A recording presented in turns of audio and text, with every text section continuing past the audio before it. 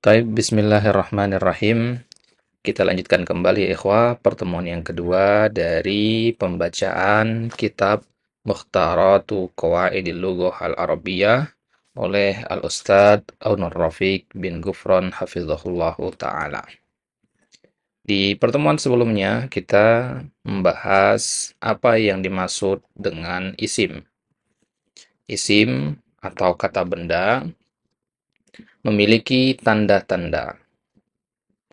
Ada 3 tanda yang sudah kita ambil kemarin, yaitu yang pertama, menerima tanwin. Artinya, seluruh kata yang kita temukan di dalam kitab-kitab nanti, dia berakhiran tanwin. Tanwin itu ada 3, ya. Dhammatain, kasratain, dan fathatain.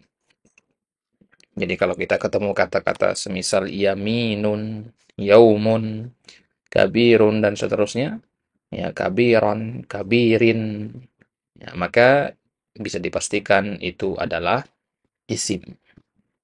Karena tanwin merupakan ciri keistimewaan isim, pembeda isim dengan yang lain. Kemudian yang kedua, isim itu juga memiliki ciri alif lam.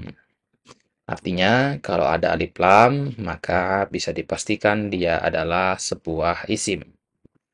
Ya, kemudian berarti alif lam itu adalah aksesoris tambahan bagi sebuah kata atau isim. Artinya dia itu bisa ditaruh, bisa dicopot. Ya. Jadi misalkan masjidun, ini nggak ada alif lamnya. Kita tambahkan alif lam jadinya al-masjidu. Berarti alif lam ini bukan penyusun dasar sebuah kata benda. Bisa ditambah, bisa dikurangi. Nah, pertanyaannya sekarang, kapan pakai alif lam, kapan tidak pakai alif lam? Nah, jawaban dari pertanyaan itu, insyaallah ta'ala, nanti akan kita bahas di pembahasan ma'rifah dan nakirah. Kemudian ciri isim yang ketiga adalah dia bisa dipanggil, yang menerima panggilan. Misalkan, ya Muhammadu.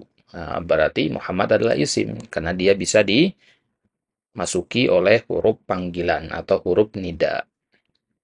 Ya, kalau pekerjaan atau fiil, nggak mungkin kan bisa dipanggil.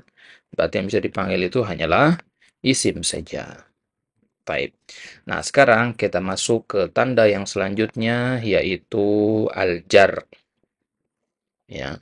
Atau diawali salah satu dari huruf jar. Kadang juga dikatakan jer boleh, jar boleh. Baik. Jadi, kemarin juga sudah kita bahas bahwasanya kata dalam bahasa Arab dibagi menjadi 3. Salah satu ada namanya huruf. Huruf yang dimaksud di situ bukan huruf alif, ba, ta, sa, bukan. Tapi huruf-huruf yang punya makna. Ya, huruf-huruf yang punya makna. Kalau dalam bahasa Indonesia, huruf itu semisal ke, dari, ya, di, dengan, untuk, tentang. Nah, itu kata-kata yang ringkas seperti itu, partikel-partikel kecil seperti itu, itulah yang dimaksud dengan huruf jar. Jadi jangan dipahami huruf jar itu sama dengan huruf hijaiyah, alif, bata, enggak. Ya. Nah, maka salah satu dari sekian banyak huruf itu adalah huruf jar. Nah, dan huruf jar ini merupakan ciri dari isim atau kata benda.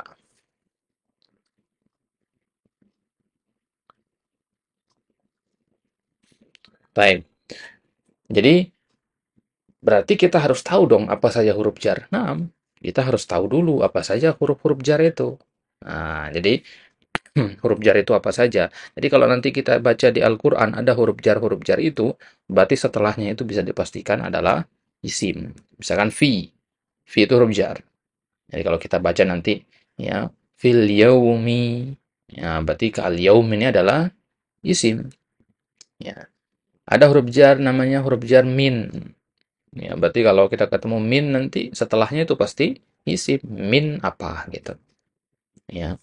Nah, kemudian ada juga huruf jar yang terdiri dari satu huruf, semisal bi. Ya. Nah, antum bisa lihat di kitab ini, ya, ada bi di sini.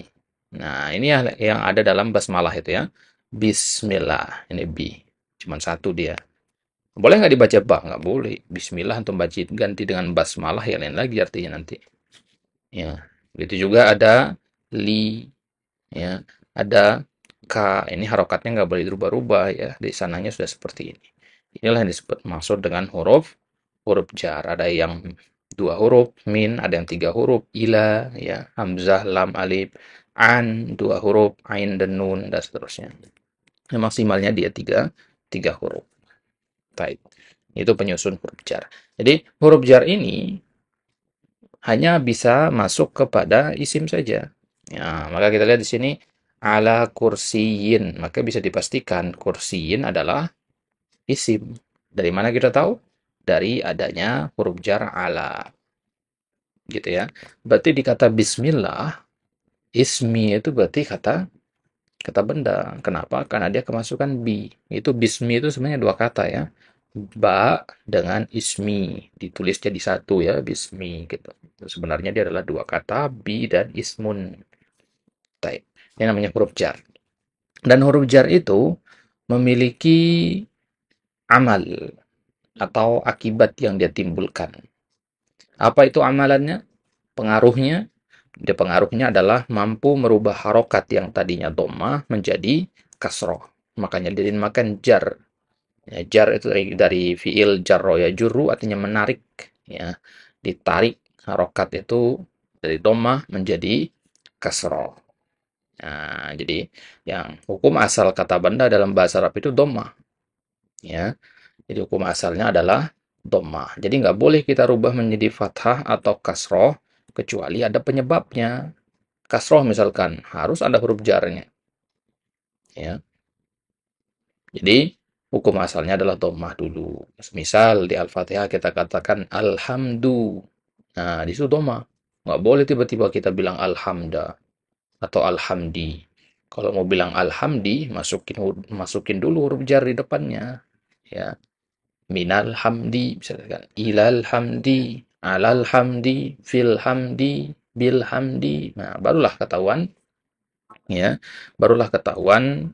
ya penyebabnya apa. Jadi ya, ujuk-ujuk tanpa alasan yang jelas ya tiba-tiba dikasrohkan nggak boleh, harus ada alasannya. Baik. Itu ciri yang keempat, yaitu diawali salah satu dari huruf jar. Baik. Di sini ada beberapa huruf jar ya, dan huruf jar ini ya, dia tidak punya arti. Min itu nggak ada artinya. Ada yang menerjemahkan min itu dari, ila, ke, an, tentang, atau di atas, ala, di atas, fi, di dalam. Itu sebenarnya kurang tepat. Kenapa? Karena huruf jar itu, dia tidak memiliki arti kalau dia berdiri sendiri. Dia akan punya arti kalau dia menempel dengan kata benda. Ya, misal kata min. Min itu tergantung konteks kalimatnya. Kadang min itu diartikan dari, kadang diartikan sebagian, kadang diartikan berupa. Ya, tergantung kepada konteks kalimatnya. Nah, maka kalau ada yang nanya misalkan, apa arti min? Ya, nggak bisa kita jawab. Kecuali kalau dia nanyanya begini. Ya, akhi, ya, apa arti min pada kalimat berikut ini? Nah, di situ bisa kita tentukan min artinya apa. Nah, jadi satu huruf jar itu memiliki banyak arti. Ya, min misalkan, ya, ada sekitar 8 atau 9 arti. Ila sama juga. Ya, bi itu yang paling banyak bahkan ada 20-an makna. Ya, tergantung kepada konteks kalimatnya. Gitu.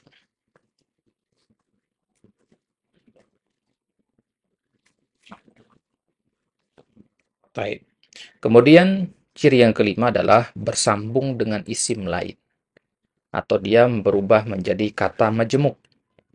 Artinya dia disusun sedemikian rupa dengan kata yang lain. Ya.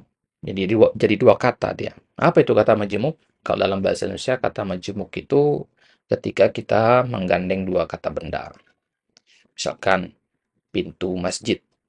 Ini kan dua benda di situ, pintu dan masjid. Nah, pintu masjid ini hakikatnya kan hanya satu ya. Saya membuka pintu masjid. Satu benda di situ kan, meskipun dia terdiri dari dua kata. Inilah nih maksud dengan kata majemuk. Majemuk itu sendiri dari kata majmu' yang artinya kumpulan. Yang namanya kumpulan tentu lebih dari satu, begitu. Jadi kata majemuk dalam bahasa Arab itu dikenal juga dengan istilah musnad. Ya, musnad, ya sama dengan musnadnya Imam Ahmad misalkan. Kita lihat contoh di sini ada kitabun nahwi. Nah, ini namanya musnad atau al-idofah. Jadi kita sambung kata kitab dengan kata an-nahwi. Ini dua kata benda kan? Disambung jadi satu. Ya, kitab artinya buku, nahwi artinya nahu, ilmu nahu. Berarti kitabun nahwi artinya buku nahu. Buku tentang ilmu nahu. Nah, kata majemuk ini banyak sekali kita temukan. Mulai dari misalkan Rasulullah, kalamullah, baitullah. Nah, itu semua adalah bentuk-bentuk kata majemuk dalam bahasa Arab atau musnad atau idofah. Nah, Baitu Muhammadin contoh yang kedua. Baitu Muhammadin. Baitu kata benda, Muhammadin juga kata benda. Bait artinya rumah, Muhammad artinya nama orang Muhammad. Nah, sekarang ketika kita mengatakan Baitu Muhammadin, rumahnya Muhammad. Patokannya adalah kepada rumah di sini. Kita sedang membicarakan rumah. Rumah yang dimiliki oleh seorang laki-laki bernama Muhammad. Nah, inilah yang dimaksud dengan kata majemuk. Ya, Baitu Muhammadin ini. Baik. Jadi, kenapa ini menjadi ciri dari kata benda? Ya, karena kata kerja nggak bisa disusun satu sama lain. Ya, zahaba qoro'a, nggak bisa. Ya, kata kerja itu nggak bisa berderet langsung dua begitu. Yang bisa berderet dua langsung itu hanyalah kata kata benda. Misalkan kita ketemu di ayat Alhamdulillahi Rabbil Alamin. Rabbi Al-Alamin. Rabbi Al-Alamin. Ini contoh kata majemuk juga. Rabbi, Rob. Ya, Al-Alamin, alam semesta. Berarti Rabbil Alamin artinya Robnya alam semesta. Baik. Yaitu ciri yang kelima. Ya, ciri dari ciri-ciri isim. Nah, 5 ciri ini apakah hanya ada 5? Ada ciri-ciri yang lain, tapi yang 5 ini yang paling sering, yang paling mudah diidentifikasi. Ya, yang paling gampang kita tahu ya, adalah ciri-ciri yang 5 ini. Type. Kemudian, bagaimana cara ngafal atau mengingat ciri yang 5 ini? Ya, cara mengingatnya ya bisa dengan menggunakan bantuan bait syair ya yang disebutkan oleh Ibnu Malik seorang ahli nahwu dalam kitab Alfiyah beliau, Alfiyah Ibnu Malik. Beliau mengatakan bil jarri wa tanwini wan nida wa al wa musnadin lil ismi tamyizun hasal. Beliau mengatakan tamyizun, kita artikan dari sini dulu. Tamyiz artinya pembeda atau perbedaan. Perbedaan itu hasal terjadi. Artinya isim itu bisa kita bedakan. Terjadi pembedaan dengan fiil dan huruf bil jarri dengan al jar. Ini yang pertama. Ya, ya kita tahu bahwasanya ini isim itu dengan yang pertama adalah dengan al jar. Apa itu al jar? Itu tadi huruf jar itu. Fi ila an ala itu al jar. Kemudian yang kedua at-tanwini ya, yaitu adanya tanwin ya, adanya tanwin. Baik. Kemudian wan nida, ciri yang ketiga nida. Ya, nida itu ya versi ringkas dari kata nida ya. Nida itu artinya panggilan. Ya, ini seharusnya ada hamzahnya ya. Tapi kalau dalam syair diringkas dengan nida. Baik. Kemudian wa'al, ya, ciri yang keempat, al maksudnya alif lam, adanya alif lam di depannya. Ya, kemudian ciri yang kelima, wa musnadin lilismi. Nah, ini ciri yang majemuk tadi, musnad. Musnad artinya penyandaran, kata majemuk itu. Musnadin lilismi, ya, dan terjadinya penyandaran.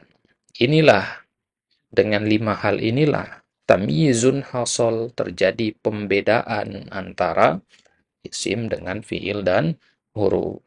Jadi kalau ada yang 5 ini, maka sudah bisa kita pastikan kalau kata tersebut adalah sebuah isim. Sekarang pertanyaannya, apakah kelima ciri ini harus ada seluruhnya atau cukup satu atau beberapa? Nah, jawabannya cukup satu saja sudah bisa kita katakan kalau kata tersebut adalah sebuah isim. Apalagi kalau lebih dari satu, tentu lebih menunjukkan kalau dia itu adalah sebuah isim. Baik. Nah, selesai tentang dari isim, kita masuk ke kata yang kedua, yaitu fiil. Jenis kata yang kedua adalah fiil.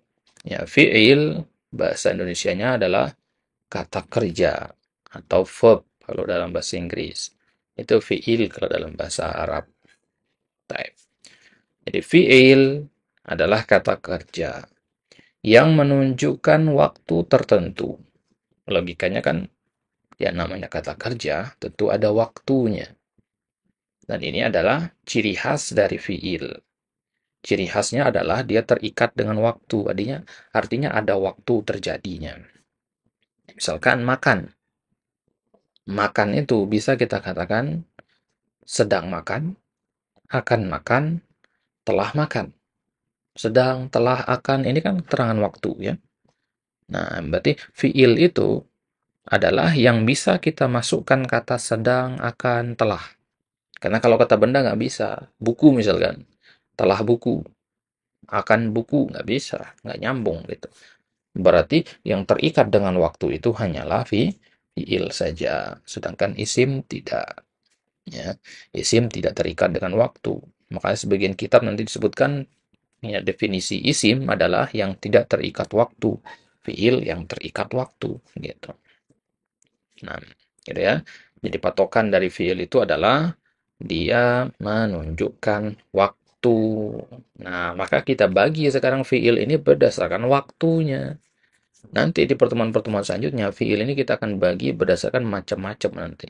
Pembagian berdasarkan ini, berdasarkan itu. Ada namanya fiil ini, fiil itu, macam. Tapi pembagian pokok yang paling inti dan paling global dari fiil adalah pembagian berdasarkan waktu ini. Nah, kalau dalam bahasa Inggris kan verb itu dibagi menjadi verb 1, verb 2, verb 3 gitu kan ya. Ya, past tense, present tense, continuous tense, dan seterusnya. Nah, itu pembagian berdasarkan apa itu? Verb tense seperti itu. Berdasarkan waktu terjadinya. Ya, maka ya, apakah hanya ada pembagian berdasarkan waktu saja? Ya, banyak pembagian yang lain, tapi yang paling utama adalah pembagian berdasarkan waktunya. Maka berdasarkan waktunya, fiil itu terbagi menjadi 3 macam sesuai dengan garis waktu ya. Nah, fiil madi yaitu fiil yang terjadi waktu lampau, sudah terjadi. Ya, lampau artinya telah. Berarti fiil yang seperti ini kita terjemahkan dengan kata telah. Alima berarti telah alima. Nasoro telah nasoro. Sami'a telah sami'a, dan seterusnya. Tinggal cari di kamus. Alima artinya apa? Oh, alima artinya mengetahui. Ya, ya, alim artinya mengetahui. Berarti ya tambahkan telah di depannya, telah mengetahui. Nah, jadi kalau ada tiga huruf begini ya, alima, 3 huruf. Nasoro, sami'a. Ya, ini kebanyakannya adalah fiil madi namanya. Madi itu past tense, kata kerja lampau, sudah kejadian, sudah lewat. Patokannya apa? Ketika kita ngomong. Sekarang kita ngomong di jam 3.30 misalkan.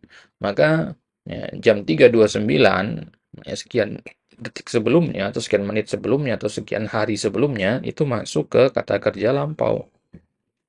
Jadi patokannya adalah kepada waktu kita berbicara. Ketika kita mengatakan zahaba, zahaba artinya pergi. Ya, telah pergi. Muhammad telah pergi. Oh, berarti ketika kita ngomong Muhammad itu sudah jauh pergi atau sudah mulai pergi gitu ya. Yang jelas perbuatannya sudah terjadi. Nah, sekarang kita lihat satu-satu artinya.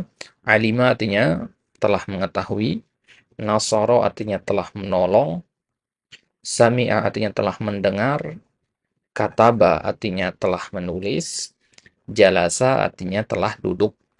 Nah, ini semua adalah contoh fi'il madhi. Nah, ini fi'il madhi. Baik. Kata madhi itu sendiri nulisnya begini ya. Al-fi'lu al-madhi. Gitu ya. Al-madhi. Ya, fi'il itu sendiri bahasa Arabnya nulisnya begini. Al-fi'lu. Baik. Jadi karena kita belajar bahasa Arab, tentu istilah-istilahnya harus kita tulis dengan bahasa Arab juga ya, dengan tulisan Arab. Ya, fi'il madi itu ejaan bahasa Indonesianya ya. Baik. Kemudian yang kedua adalah namanya fi'il mudhari. Ya, fi'il mudhari ini dia memiliki dua time, ya, dua timeline. Ya, waktu sekarang ya dan akan datang. Ya, sekarang atau akan datang. Ini dua timelinenya. Waktu itu kan ada tiga ya. Kemarin, hari ini, atau besok. Lampau, sekarang, atau akan datang.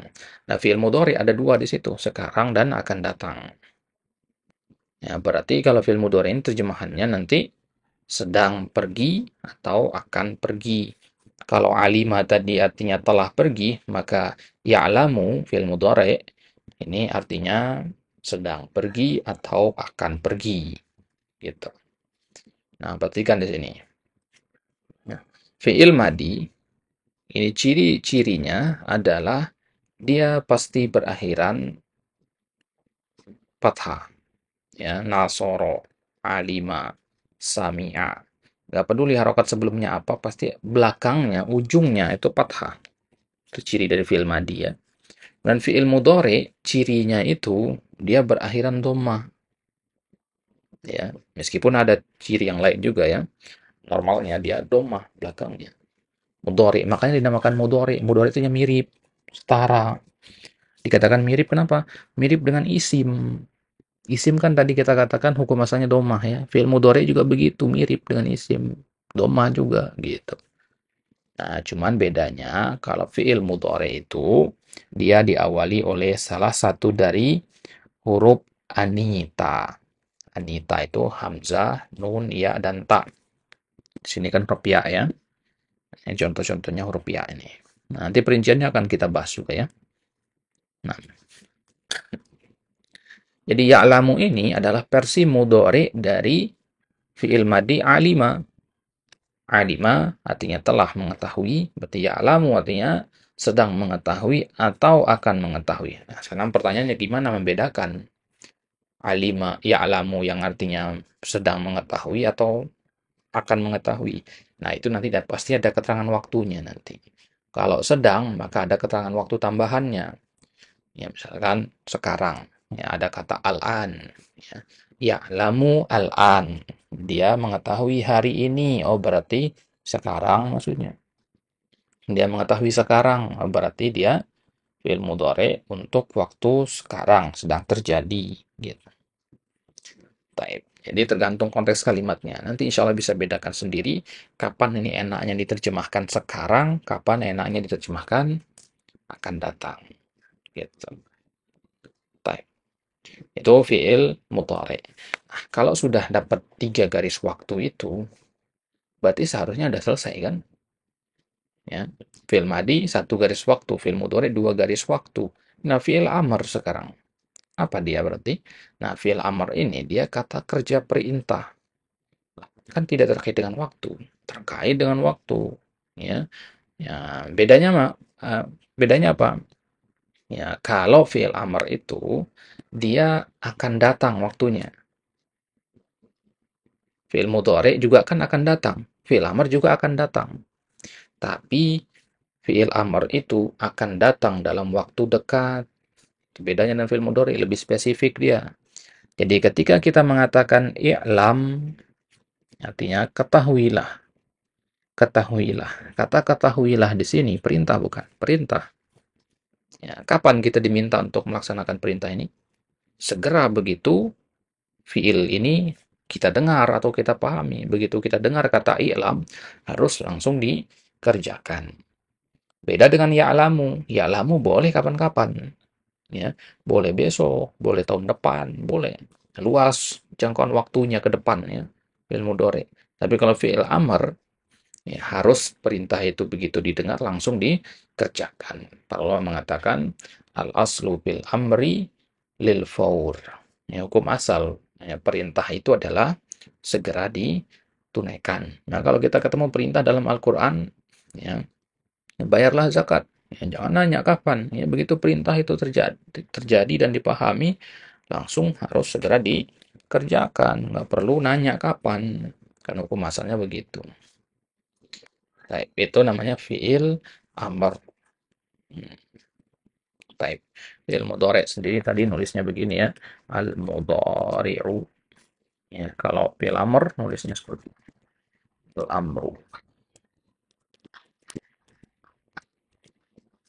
Baik. Ya, perhatikan di sini. Kalau alima artinya telah mengetahui, ya'lamu sedang mengetahui atau akan mengetahui, maka i'lam artinya ketahuilah. Nasoro artinya telah menolong, yansuru artinya sedang menolong atau akan menolong. Unsur artinya tolonglah. Sami'a artinya telah mendengar, yasma'u sedang mendengar atau akan mendengar. Isma' artinya dengarkanlah. Kataba artinya telah menulis. Yaktubu sedang menulis atau akan menulis. Uktub artinya tulislah. Jalasa artinya telah duduk. Yajlisu sedang duduk atau akan duduk. Ijlis artinya duduklah. Nah, itu dia 3 jenis fiil berdasarkan waktu terjadinya, madhi, mudhari, dan amr. Nah, jadi madhi ciri-cirinya adalah fathah. Mudhari ciri-cirinya dhammah ujungnya, dan huruf pertamanya adalah huruf salah satu dari anita. Ya, alif, nun, ya, dan ta. Berarti ya'lamu ini kadang dibaca a'lamu, na'lamu, ta'lamu. Yansuru kadang dibaca ansuru, dan suru, tansuru. Yasma'u kadang dibaca asma'u, tasma'u, nasma'u. Ya. Yaktubu, begitu juga seterusnya. Gitu ya. Itu namanya huruf mudhoro'ah. Diambil dari kata mudhari. Huruf mudhoro'ah namanya yang 4 itu ya. Anita itu huruf mudhoro'ah namanya. Baik. Ya, kalau fi'il amr ciri-cirinya apa? Fi'il amr ciri-cirinya ada 2 ya. Yang pertama ujungnya sukun. I'lam, unsur, u'bud, isma', ijlis, iqra.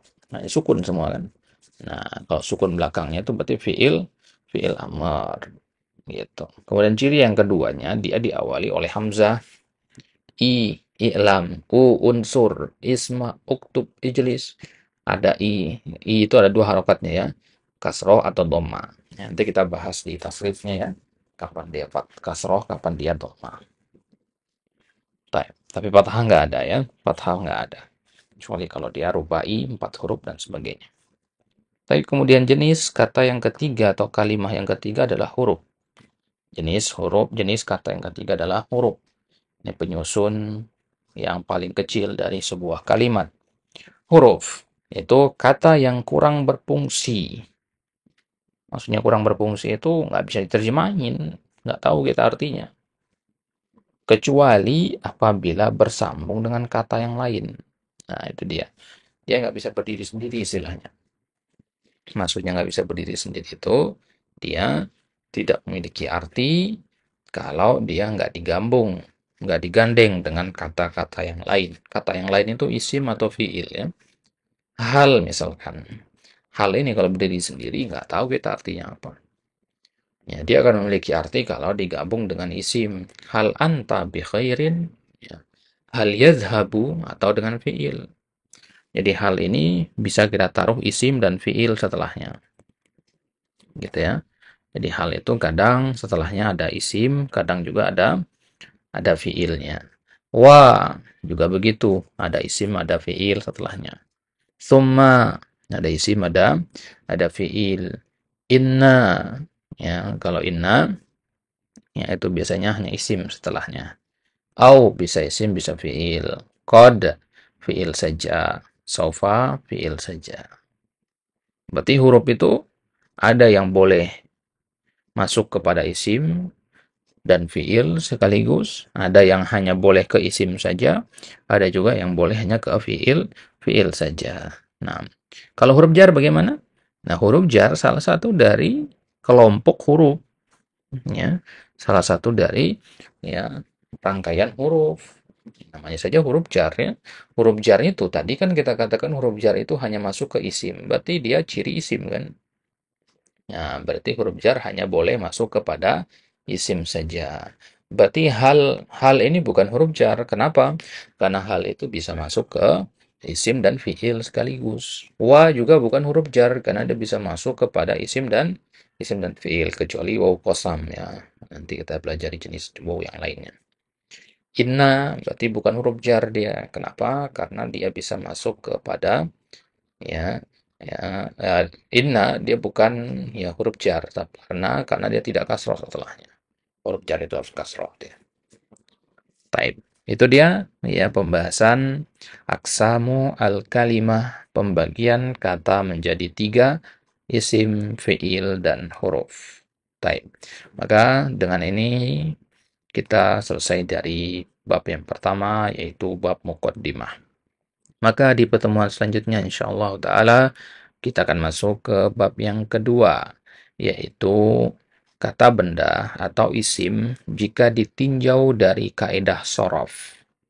Sebagaimana kita sampaikan bahwasanya ilmu bahasa Arab yang paling penting untuk dipelajari ada dua, nahwu dan sorof. Nah, kita mulai dari sorofnya. Nah, apa yang kita bahas di pertemuan pertama dan pertemuan hari ini itu adalah pembahasan dalam bab nahwu, muqaddimah dalam ilmu nahwu. Nah, adapun di bab yang kedua nanti mulai kita masuk ke kaidah-kaidah sorof. Apa itu sorof dan pembagian berdasarkan sorof itu apa saja? Apa itu maksur? Apa itu mangkus? Apa itu mamdud? Nah, itu insyaallah taala akan kita bahas di pertemuan selanjutnya. Tetap di murojaah, ya, tetap di ya, ulang-ulang kembali, disimak kembali pembahasannya. Aktafi bihada wa sallallahu ala nabina Muhammad wa ala alihi wa sahbihi wasallam wallahu ta'ala ala wa alam wa akhiru da'wana anil hamdulillahi rabbil alamin.